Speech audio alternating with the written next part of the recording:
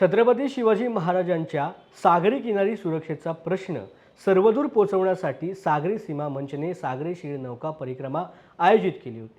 छत्रपती शिवरायांच्या आरमाराची अनुभूती घेण्यासाठी शीडाच्या नौकेने मुंबई ते विजयदुर्ग असा सागरी प्रवास चालू आहे।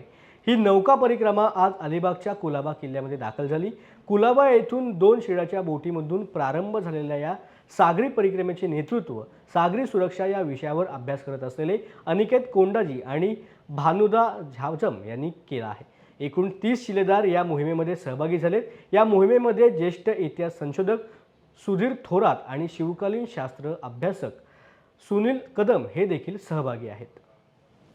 बन जाएगा देशभक्त बन जाएगा, भारत में फिर भगवा ध्वज फिर, भारत में फिर भगवा ध्वज फिर, भगवा ध्वज लहराएगा, भगवा ध्वज लहराएगा।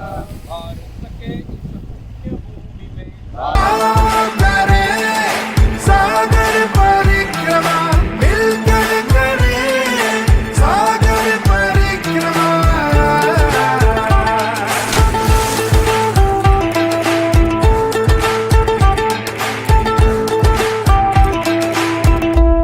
हम शक्ति दूत है शांति के, हम वाहक नीली क्रांति के, समृद्ध करे मत्स्य संपदा भारत की हर भांति से।